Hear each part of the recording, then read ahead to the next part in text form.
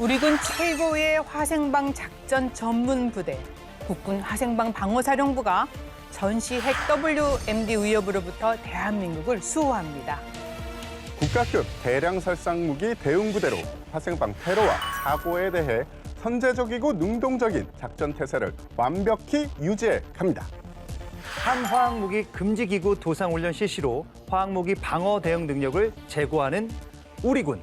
포괄적 안보 위협에 대응하는 핵심 전력으로서 미래 핵 WMD 대응 능력을 지속적으로 강화해가는 우리 군의 노력 들여다보겠습니다. 국방에 대한 모든 것 국방 포커스.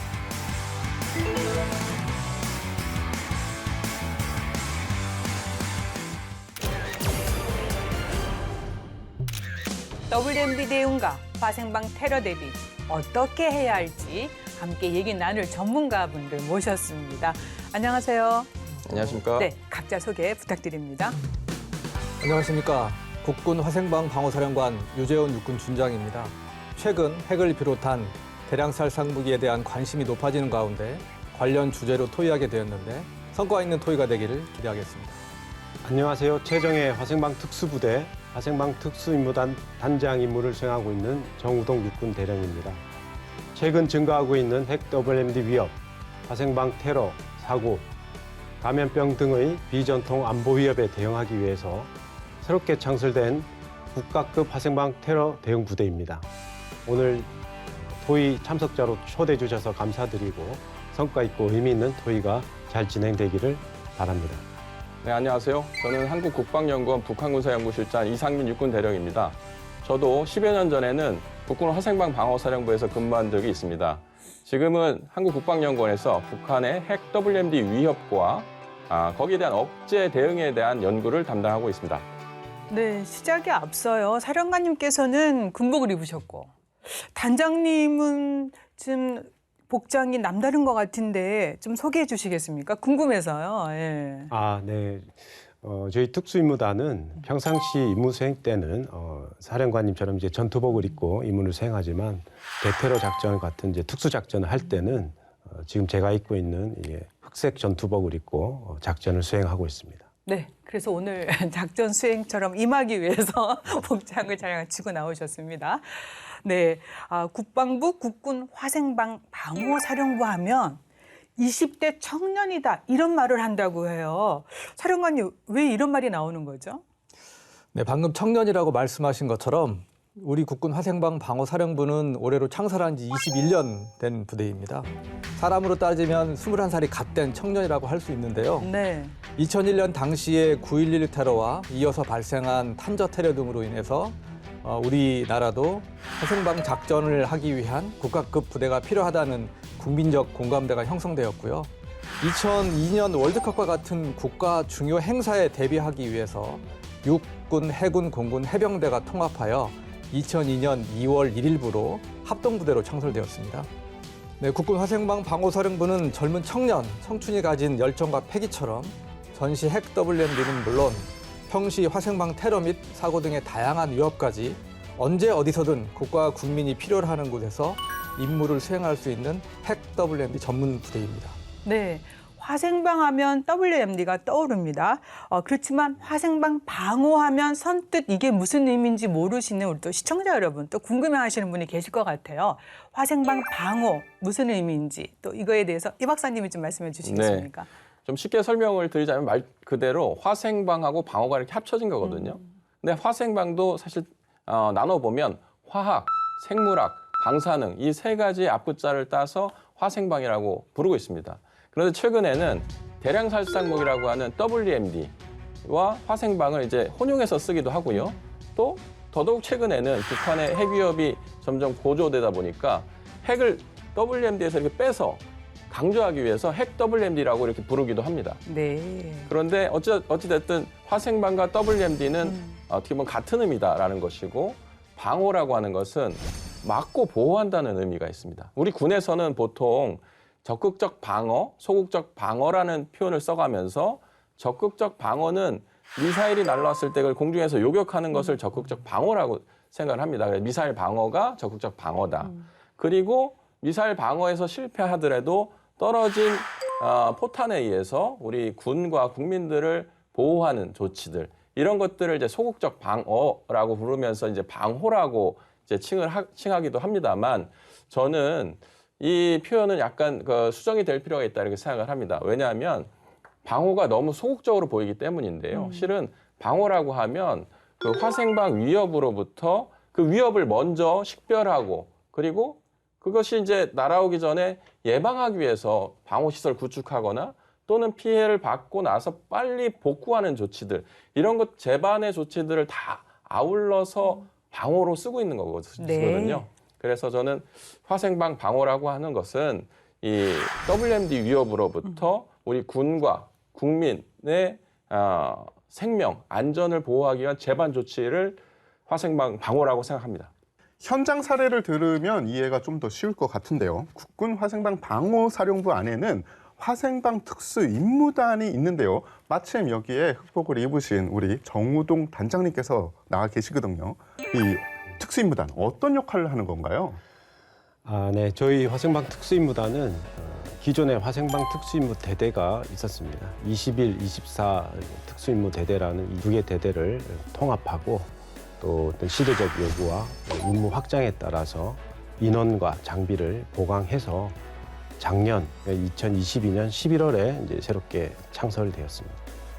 현재 전국에서 일어나고 있는 화생방 테러나 사고 또 국가 중요 행사 간 VIP 어떤 보호 이러한 임무를 수행하고 있고 또 유사시에는 북한의 핵 WMD와 같은 이제 대량 살상 무기 위협에 대응하는 역할까지 아주 다양하고 특수한 임무와 작전을 시행하고 또 준비하고 있는 그런 부대다라고 이해하시면 좋을 것 같습니다. 국군 화생방 방호사령부 임무는 국가급 핵 WMD 대응의 핵심 전력입니다. 핵 WMD 위협 어떻게 대응하는 건지요? 네, 맞습니다. 국군 화생방 방호사령부는 핵 WMD 위협에 맞서 국민의 생명을 지키기 위해 다양한 노력을 하고 있습니다. 평시에는 화생방 테러나 사고에 대한 대응과 국가 중요 행사 시 VIP 경호작전 등을 수행하고 국민을 대상으로 화생방 교육, 방호 교육 등을 실시하고 있으며 전시에는 북한의 핵 WMD 공격으로부터 군과 국민의 안전을 보장하기 위한 활동과 국제적 수준으로 화생방 무기를 정밀 분석하고 검증하는 임무를 수행하겠습니다. 네. 이런 이유로 사령부는 일반 화생방 부대와는 다르게 특별히 선발된 전문 인력으로 구성되어 있고 최첨단 특수 장비 및 물자를 보유한 가운데 강도 높은 훈련을 통해서 작전 수행 능력을 배양하고 있습니다. 네. 이제 뭐 전통적 안보 위협뿐만 아니라 비전통적인 안보 위협에도 정말 철저히 대비를 해야 됩니다. 이 테러의 위협은 항상 도사리고 있는 만큼 대비가 정말 중요하죠, 박사님. 네, 맞습니다. 일단은 전통적 안보 위협과 비전통 안보 위협에 대해서 좀 이해할 필요가 있을 거라고 생각이 드는데요. 전통적 안보 위협이라고 하는 것은 우리가 일반적으로 전쟁을 의미하고요. 비전통 안보 위협이라고 하는 것은 그동안 우리가 생각하지도 못했던 위협들을 다 총칭해서 비전통 안보 위협이다라고 얘기를 합니다. 뭐 기후변화가 됐던 자연재해라든지 테러, 사고 이런 것들도 거기에 해당된다고 생각이 드는데 말씀하신 것처럼 테러야말로 우리가 이제 지금까지는 우리나라에서 테러 위협에 대해서 그렇게 걱정할 일은 없었지만 앞으로 어떻게 될지 알 수 없는 것 아니겠습니까? 네. 그래서 특히나 화생방 테러 같은 경우에는 전문성을 갖고 있는 조직이 대응을 해야 된다라고 생각을 합니다. 예. 그러니까 국가급 WMD 대응 그리고 대테러 작전 임무를 수행하기 위해서 국가 지정 대화생방 테러 특수 임무대가 있습니다.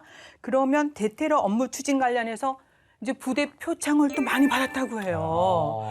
그만큼 이제 굉장히 전문성을 가지고 열심히 그죠. 임해주고 계신다는 의미인데 조금 더 수행 임무를 좀 소개해 주시겠습니까? 네, 맞습니다. 국가지정 대화생방 테러 특임대는 화학, 생물, 방사능 어떤 상황에서도 임무를 수행할 수 있도록 준비되어 있는 부대입니다. 특히 이제 우선 화학 테러 같은 상황이 있을 경우에는 이 먼 거리에서도 그 화학 오염 지역을 감시하거나 어떤 화학 물질인지를 판단할 수 있는 이러한 그 장비와 시스템을 갖추고 있고요. 또 화학 물질로 이렇게 제조된 급조 폭발물 같은 그런 위험성 폭발물도 처리할 수 있는 능력도 일부 보유하고 있습니다. 그리고 이제 많은 국민들이 다 아시다시피 백색가루 같은 생물학적 위협이라든지 테러 상황에서도 그 현장 상황에서 이것이 과연 어떤 유해성을 갖추고 있는 물질인지를 판단할 수 있는 간이 진단 키트라든가 아니면 휴대용 PCR 장비 뭐 이런 것들을 활용을 해서 위험성을 판단하고 또 필요에 따라서는 그 위험을 감소시킬 수 있는 조치까지 시행할 수 있습니다. 또 방사능 위협에 대비하기 위해서도 다양한 장비 물자들을 저희들이 보유하고 있는데 어떤 방사성 의심 물질이 신고가 되었을 때 현장에 도착해서 이 방사성 물질이 과연 어떠한 특성을 갖추고 있고 또 어떠한 핵종인지를 분석할 수 있는 정밀 핵종 분석 장비 등을 이용을 하거나 또는 그 현장에서 위험을 제거시키기 위해서 이것을 안전한 지역으로 이송시킨다든지 아니면 다른 정밀 분석 기관에 그것을 전달하기 위한 이런 후송 시스템 이런 것들을 다 갖추고 있습니다. 네. 최근에는 광역 시도별로 이렇게 추가로 지정된 지역별 대화생방 테러 특임대와 연계해서 여러 가지 임무를 또 작전을 수행을 하고 있고요. 또 국내 화생방 유관 기관인 환경부, 또 질병청, 원자력안전위원회, 경찰, 소방 등과도 주기적으로 합동 연합훈련을 시행하면서 안전한 대한민국을 만드는데 기여하고 앞장서고 있습니다. 네, 24시간이 모자랄 것 같아요. 단장님 얼굴 보니까 든든합니다. 지자체와 또 유관 기관과의 합동훈련도 또 계속하고 있다는 말씀이십니다. 네. 그렇습니다. 이러한 저희 부대들의 노력으로 인해서 또 화생방 사령부와 또 화생방 특임단은 작년에 이 화생방 테러 업무 지원 유공으로 대통령 부대 표창을 수상한 바가 있고 네. 또 그 외에 다수 기관으로부터 많은 표창과 또 감사장을 수여받고 있습니다. 네, 축하드립니다. 예. 네. 사실 화생방 공격, 화생방 테러의 경우는 신속하게 대응하지 않으면은 대량 인명 피해의 우려가 있기 때문에 신속 대응 태세를 언제나 갖추고 골든 타임 내에 작전을 수행하는 것이 무엇보다 중요하다고 생각을 하는데요. 이 박사님 어떻게 생각하십니까? 사실 인명구조 활동에서도 골든타임이라는 시간이 필요합니다. 4분이 필요하죠. 그 시간 안에 어떤 조치를 했느냐에 따라서 사람을 살릴 수도 있고 피해를 늘릴 수도 있는 건데요. 특히나 화생방 대응 같은 경우에는 골든타임 내에 적절한 조치를 취하지 않았을 때 대량 피해를 유발할 수가 있기 때문에 전문적인 대응이 필요합니다. 예를 들어서 지금부터 한 6년 전에 말레이시아 쿠알라룸푸르 국제공항에서 김정남 VX 테러가 있었습니다. 그때 만약에 그 공항에 해독제가 비치돼 있었다면 살릴 수도 있던 상황이었다고 저는 생각을 합니다. 그리고 특히나 생물학 같은 경우에도 생물학 위협은 전염성이 있기 때문에 빠른 시간 안에 파악하고 조치를 취했을 때는 확산을 막을 수 있다라는 측면에서 화생방은 특히나 골든타임 내에 적절하고 빠른 조치가 요구되는 그런 작전이다라고 저는 생각을 합니다. 네. 뭐 지금 말씀한 것처럼 화생방 관련 피해를 막기 위해서는 정말 짧은 시간 안에 대응을 잘해야 되기 위해서는 훈련이 정말 필수지 않을까 생각이 드는데요. 이 민관군 화생방 교육을 실시해서 피해를 예방한 노력 필수 아닙니까, 사령관님? 네, 그렇습니다. 화생방 평가의 모토가 알아야 산다인데요. 화생방 상황 시 대응 요령을 알고 적절히 대응하면 살 수 있다는 것입니다. 따라서 화생방 상황 발생 시에 적절히 대응하여 피해를 최소화하기 위해서는 교육이 상당히 중요합니다. 이에 우리 사령부는 국방부 부대 훈련과 부대령에 따라서 매년 민관군 화생방 교육을 실시하고 있습니다. 먼저 군내에서는 연 1회 해군, 공군, 해병대 화생방 부대 지휘관과 업무 담당관을 소집하여 워크숍을 실시하고 있고 연 2회 국방부 직할 부대 및 합동부대를 대상으로 화생방 요원을 소집하여서 교육을 실시하고 있습니다. 그리고 정부 유관 부처 및 유관 기관들을 대상으로 정례적 협력 회의와 합동 훈련 등을 통해서 민관군 통합 대응 능력을 발전시키고 있습니다. 또한 국민들이 화생방 상황에 적절히 대응할 수 있도록 행안부, 민방위 안전협회 등과 협력하여 교육 자료 등을 제공하고 있고 각종 행사 시에 화생방 장비 및 방호 물자를 전시하고 시범을 보이는 등 국민을 대상으로 한 화생방 방호 교육을 적극 지원하고 있습니다. 네. 요즘에 이제 해외 사례를 살펴보면은 화생방 테러 의심 물질을 로봇이 탐색하는 시대가 왔어요. 정말 로봇이. 공상과학 영화에 나오는 그런 모습이 재현되고 있는데 글쎄 기술이 어디까지 발전해 나갈 수 있는 걸까요? 이 박사님. 실은 화생방 테러 위협이라고 하는 것은 우리가 나중에 파악했을 때 아는 거고요.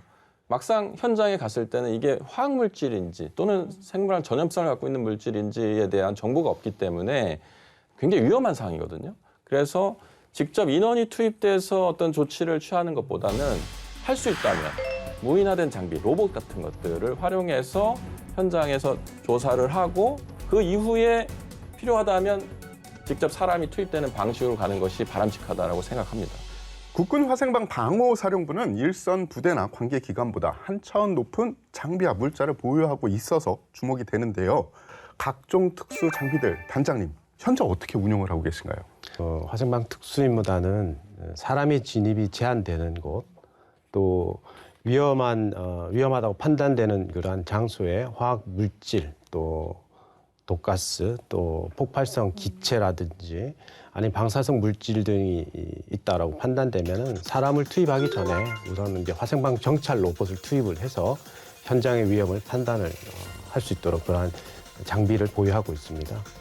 그리고 작전 요원들이 또 어떤 상황에서도 임무를 수행할 수 있도록 그 위험 수준별로 제작된 특수 보호의가 있거든요. 네. 그 특수 보호의를 착용하고 또 양압식 공기호흡기를 착용을 하고 또 때에 따라서는 이제 그 현장의 상황을 후방에 있는 지휘소라든지 또 주변의 상황을 공유하기 위해서 영상이나 음성을 현장 상황을 이제 전송할 수 있는 현장 과시화 시스템까지 장착하고 작전 지역에 투입을 해서 임무를 수행을 합니다.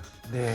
결론적으로 말하면은 이제 작전 요원들이 이렇게 화생방 정찰 로봇이라든지 또 현장에서 이제 화학물질 한 2만 요정을 분석할 수 있는 휴대용 분석 장비라든지 또 엑스레이 투시기, 그다음에 이제 비파괴 검사기 이런 다양한 장비들을 운용을 하면서 보다 과학적이고 정확하게 현장의 위험성을 판단할 수 있는 그런 작전을 수행할 수 있도록 준비가 되어 있습니다. 이 대량 살상 무기 WMD 이 대응 능력 완비를 위해 정말 강도 높은 특성화 훈련이나 이 교육 훈련 체계 발전을 통해서 최정의 이 화생방 전사 육성 해야 되지 않습니까?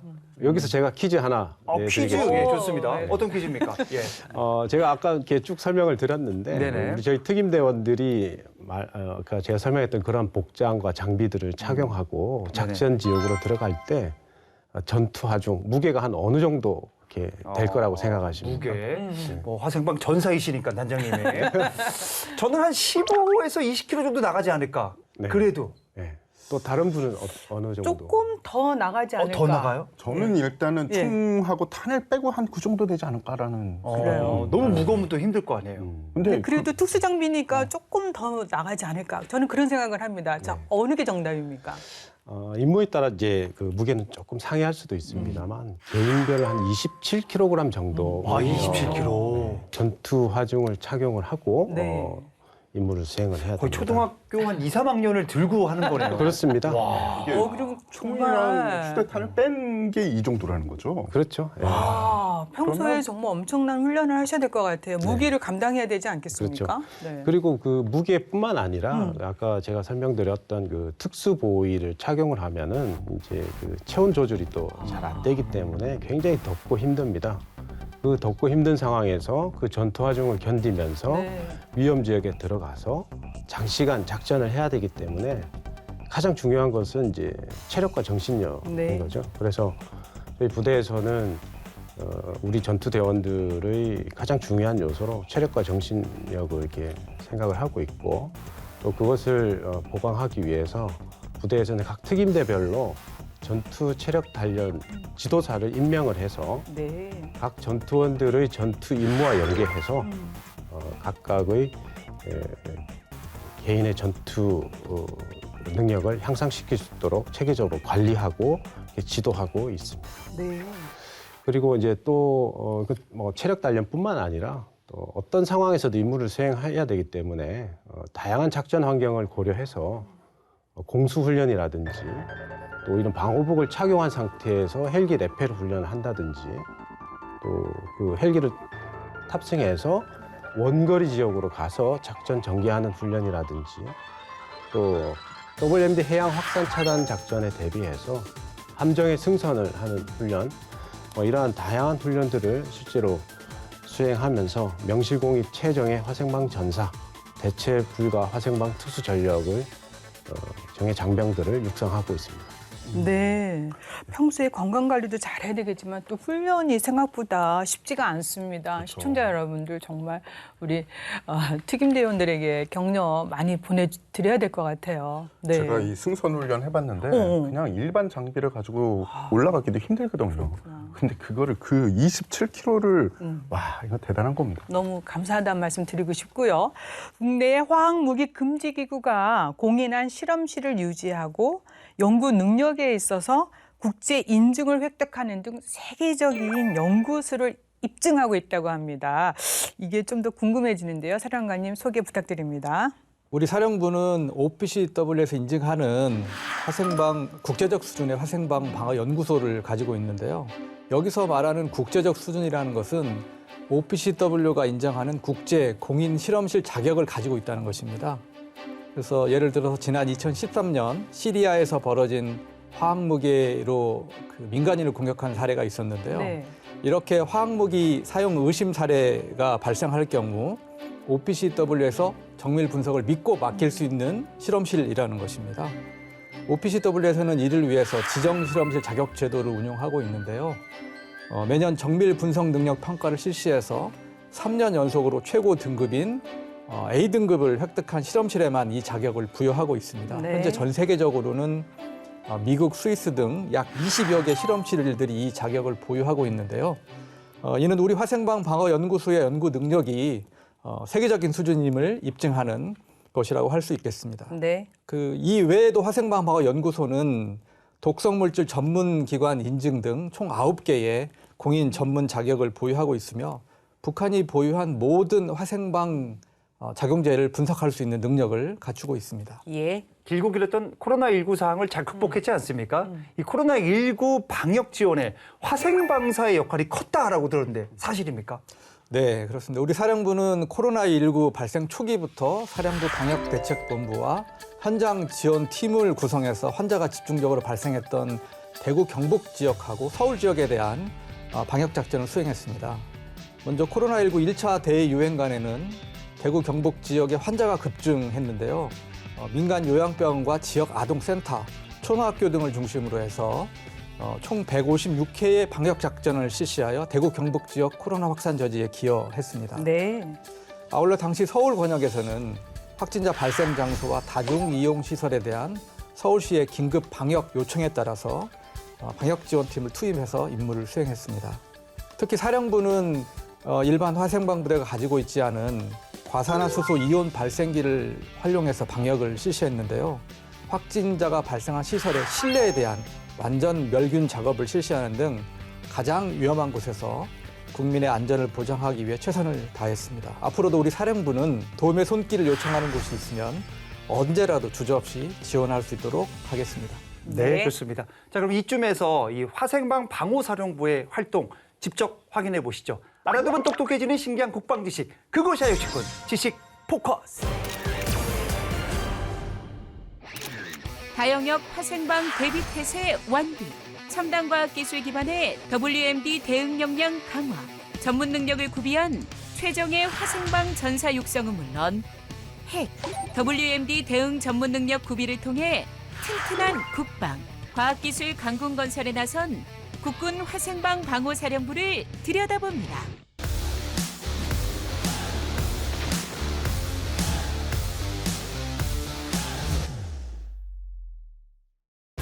국군 화생방 방호사령부는 1988년 수방사 화학단을 모체로 시작, 1995년 도쿄 살인 독가스 테러에 대한 대응 조치로 1999년 장성급 부대인 육군 화생방 방호사령부 창설, 이후 미국 9.12 테러와 연이은 탄저 테러로 화생방 테러 대응에 대한 국민 공감대 형성과 국가 주요 행사에 대비하여 2002년 2월 1일 24 화생방 특수임무대대와 화생방 방어연구소가 통합된 국군 화생방 방호사령부가 공식 창설되었습니다. 국군 화생방 방호사령부는 대통령령에 의해 창설된 육해공 합동부대로서 작년에는 국군 최초로 21 화생방 특수임무대대와 24 화생방 특수임무대대가 통합된 화생방 특수임무단이 창설되며 핵, WMD 위협에 대응하는 최정예 화생방 부대로서의 면모를 보여주고 있습니다. 국군 화생방 방호사령부는 참모부와 예하부대로서 화생방 특수임무단과 23 화생방 대대 그리고 화생방 방어연구소로 구성되어 있는데요. 특히 화생방 특수임무단 예하 대한민국 유일의 국가급 대화생방 테러 특수임무를 통해 전국 화생방 테러 사고 대응 작전 태세를 구비, 화생방 테러 및 초국가적, 비군사적 위협의 증가에 대응하고 있습니다. 아울러 국가 대화생방 테러 특임대는 화학 테러 및 사고에 대응하기 위한 원거리 화학오염 감시, 화학 정찰 로봇, 비파괴 화학 검사기 등을 통한 화학급조 폭발물 처리 능력과 함께 코로나19 멸균 박멸과 같은 생물 위협에 대응, 방사성 물질 핵종 분석과 같은 방사능 위협에도 전문 대응 능력을 수행해오고 있습니다. 또한 예하부대인 23 화생방대대는 합참지점 화생방 신속대응팀을 운용하여 화생방 상황 현장 초기 대응에도 힘쓰고 있습니다.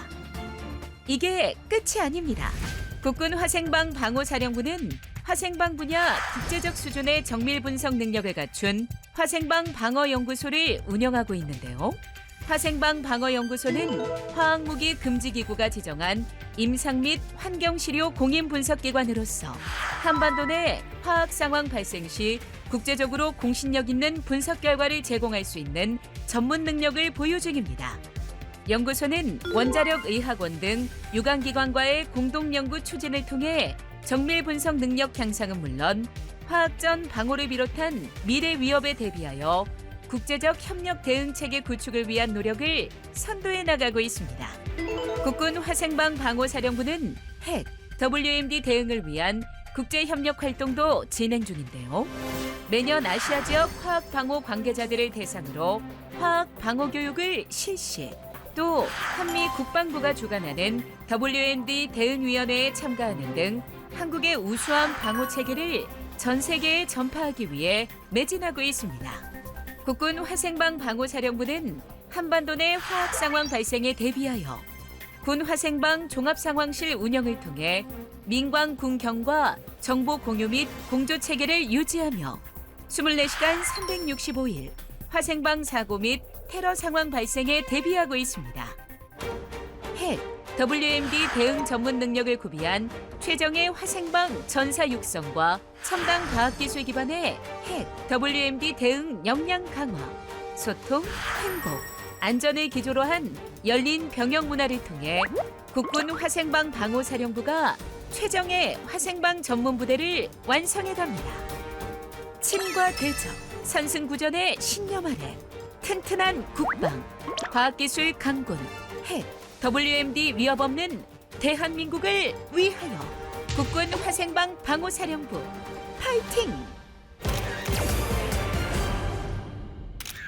사실 핵 또 WMD 하면은 북한을 빼놓을 수가 없습니다.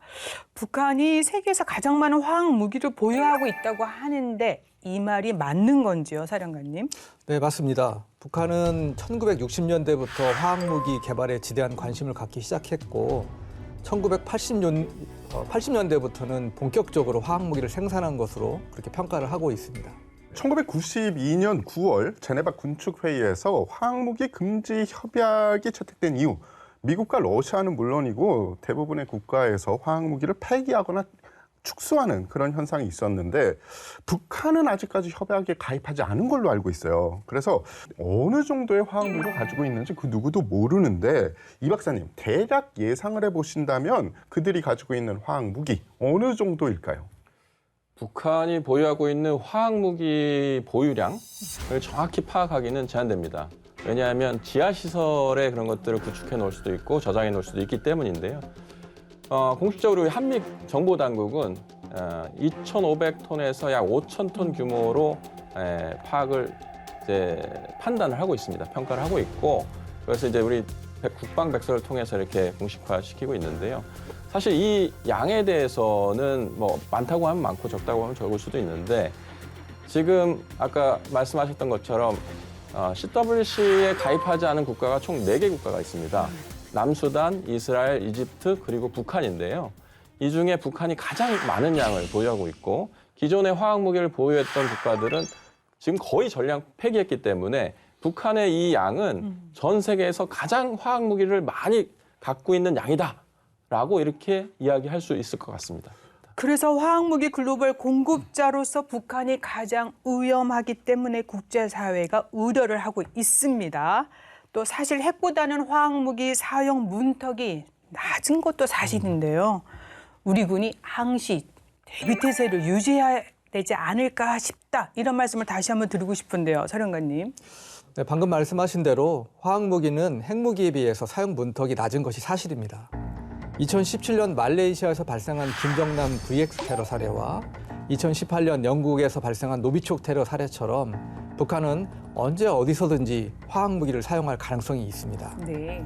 손자병법에서 이야기하고 있는 무시기 불공, 시호 요소 불가 공야, 즉 적이 공격해오지 않을 것을 믿지 말고 적이 공격해오지 못할 정도로 준비태세가 되어 있음을 믿을 수 있어야 한다라고 강조를 했는데요. 우리는 적이 화학무기를 사용할 것에 대비하여 평상시부터 철저한 대비태세를 유지해야겠습니다. 예. 네. 제가 좀 알아보니까 이 전 세계 대부분 이 나라들이 이 화학 무기 금지 협약에 가입을 했고요. 그리고 화학 무기를 폐기한 수순을 지금 하고 있어요, 지금. 저 이유가 궁금합니다. 실은 화학무기의 탄생 배경을 알면 좀 이해가 갈 것 같아요. 화학무기가 등장한 거는 물론 역사를 거슬러 가면 굉장히 오래전부터 있었습니다만 현대전에서는 1차 세계대전 때 참호전이 있었지 않습니까? 그때 참호전을 극복하기 위해서 화학무기가 사용됐습니다. 그리고 나서 화학산업이 어느 정도 이제 있는 그 능력이 있는 국가들은 다 화학무기를 가지려고 했겠죠. 예, 물론 그렇게 했고요. 그렇다 보니까 상대방이 화학무기를 사용하면 나도 화학무기를 사용하는 거예요. 근데 화학무기를 사용했을 때는 이게 이제 이름 자체가 대량 살상 무기잖아요. 대량 피해를 발생시키는 거예요. 그러니까 상대방도 쓰고 나도 썼을 때 서로 많은 피해가 발생되기 때문에 어떻게 보면 공포의 균형이라는 것이 그때 이루어진 것이고 그리고 또 무엇보다 더 중요한 것은 저는 화학무기로 인해서 피해가 많이 발생되는 건 맞지만 네. 대비를 잘하면 오늘 주제인 방호를 잘 하게 되면 상당 부분 피해를 줄일 수가 있습니다. 그런데 생산하기도 어렵고 보관하기도 어려운 이 무기를 갖고 있는 것이 전쟁에서 써먹을 수 있다고 하면 갖고 있어도 되지만 지금처럼 서로 방호가 잘 돼 있다고 하면 그다지 큰 효과를 발휘할 수 없다라고 생각이 들어서 서로 합의하에 지금 폐기가 되고 있는 것이 아닌가 생각이 들고요. 네. 저는 그래서 우리 화생방 방호사령부처럼 화생방 방호 업무를 담당하는 그런 작전을 담당하는 부대가 있음으로 인해서 북한도 화학무기 사용을 자제하지 않을까 이렇게 기대도 해봅니다. 네. 설명을 들으면 정말 그 폐기하는 게 맞는데 북한은 수십 년 전에 화학탄을 이제 가지고 있고 이게 이제 외부에 누출이 될 가능성이 높다고 합니다. 이제 부식이 되니까요. 자, 그러면은 차라리 화학무기 유지보다는 폐기하는 것이 비용도 절감되고 위험을 줄일 수 있지 않을까 싶은데요. 어떻습니까, 이 박사님? 예, 맞습니다. 그게 북한으로서는 합리적인 선택이라고 저는 생각을 합니다.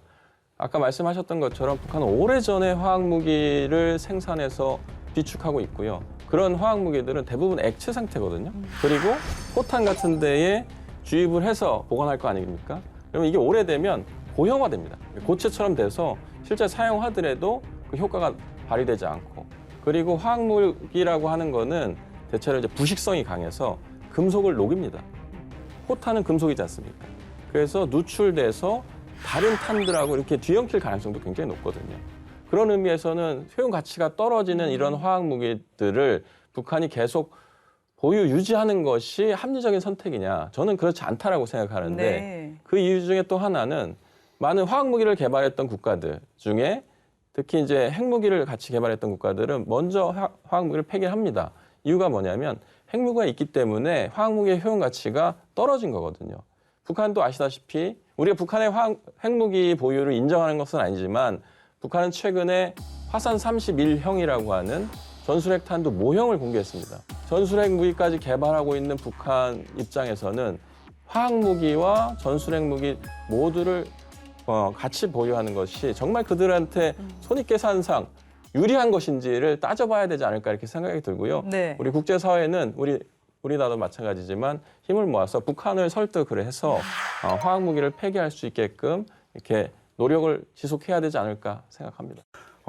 사실 화학무기를 전쟁에 투사하는 것을 그냥 쉽게 연상을 하기는 좀 힘들 것 같아요. 하지만 이 자리에서 여러 번 나왔듯이 말레이시아에서 있었던 김정남 VX 테러 사건, 이 사건을 보면 화학무기가 어떻게 쓰이는지 아하 하고 이 시청자들이 감이 오실 텐데, 전장에서 화학무기 사용뿐만 아니라 이제는 화학무기 테러까지 걱정해야 되는 시대가 왔습니다.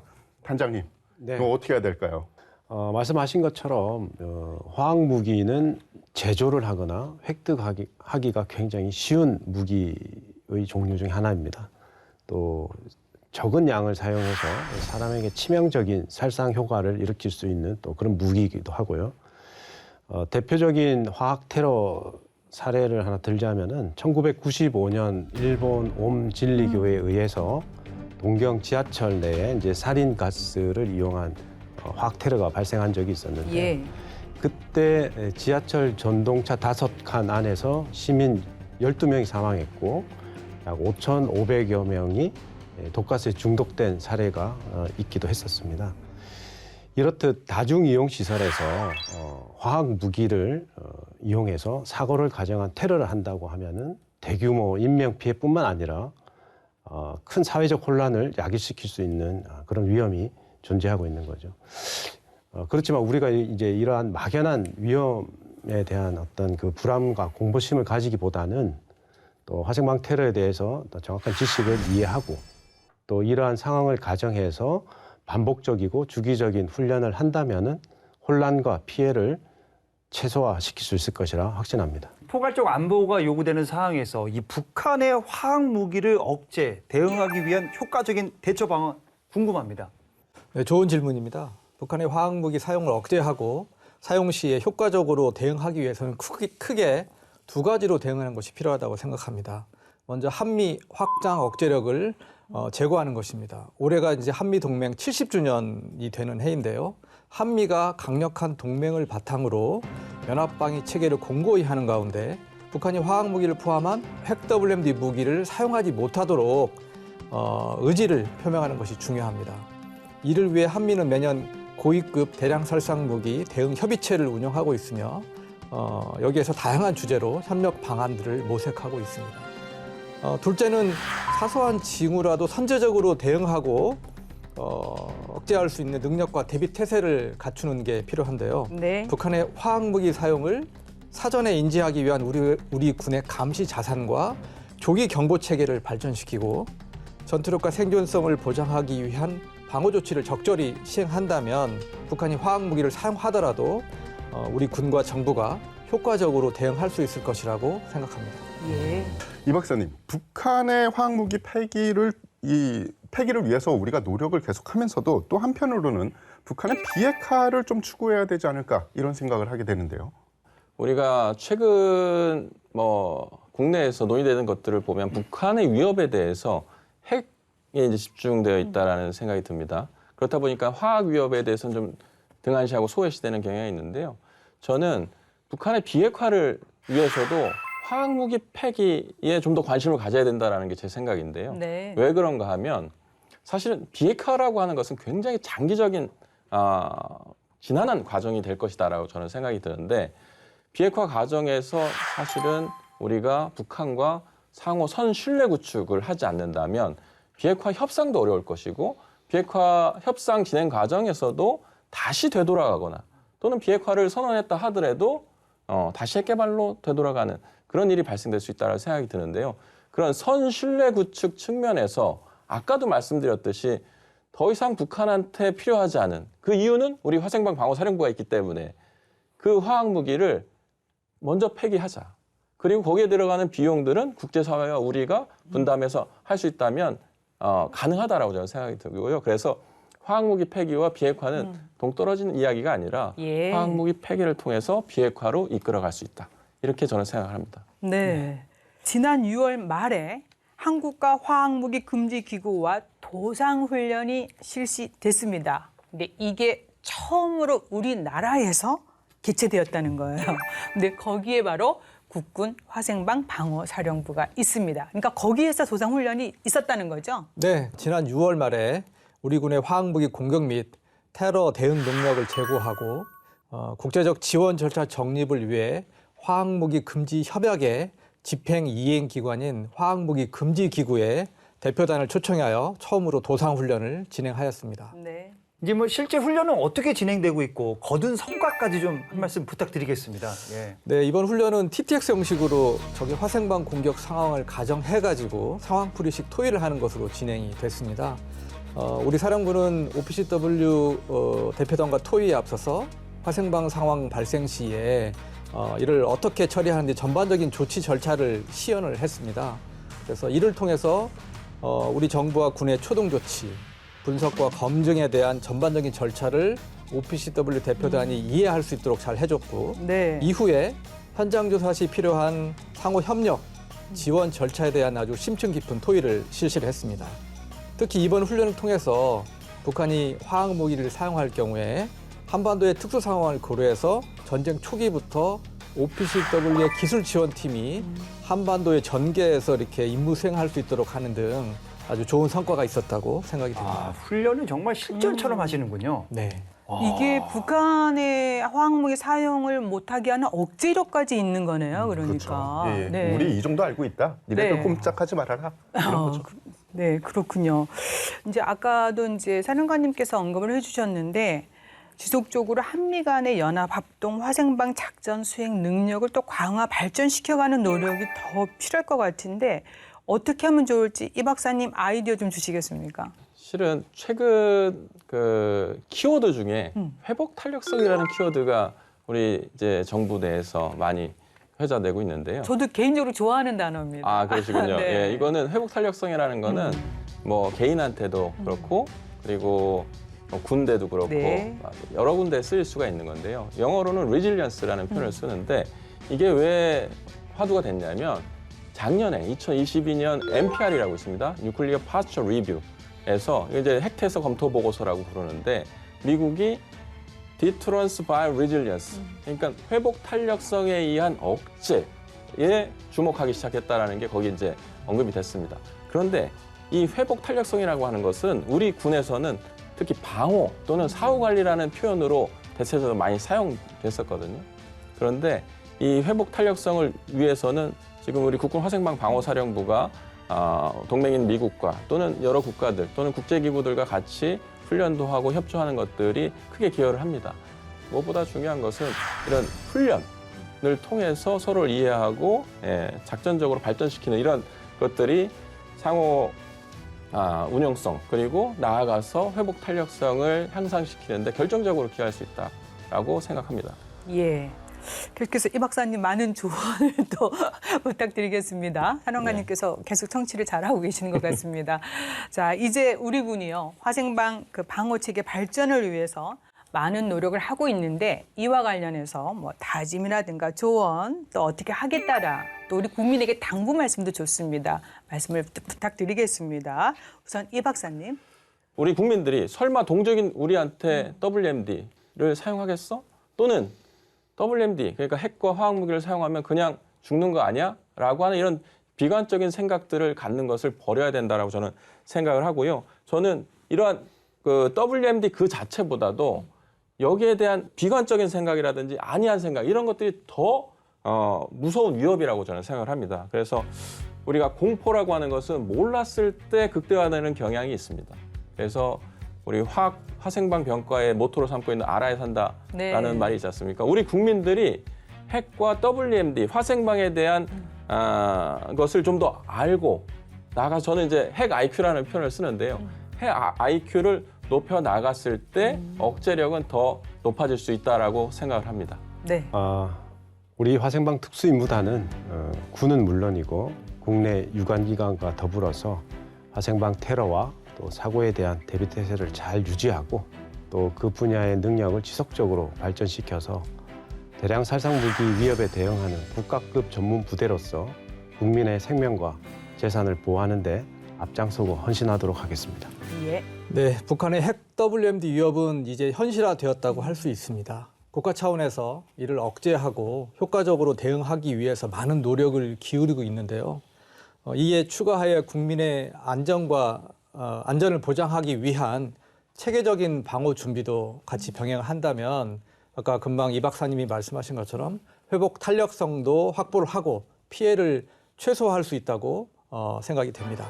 우리 국군 화생방 방어사령부도 전군 유일의 핵 WMD 전문 부대에 안주하지 않고 급변하는 안보 환경과 급증하는 북한의 핵 WMD 위협에 대응하여 미래 전장을 선도하는 세계 최고의 핵 WMD 전문 부대가 될 수 있도록 끊임없는 변화와 혁신을 추진해 나가겠습니다.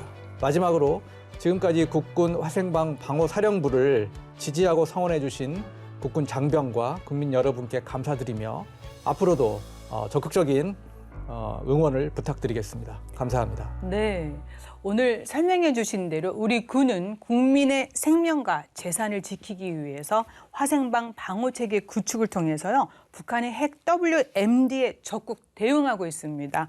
계속해서 한미연합 합동 또 화생방 작전 수행 능력도 강화시켜 주시기를 기대해 보겠습니다. 네, 오늘 도움 말씀 잘 들었습니다. 고맙습니다. 감사합니다. 감사합니다. 군과 국민의 화생방 방어 작전과 지원을 통해 WMD 위협으로부터 대한민국을 수호해 갑니다.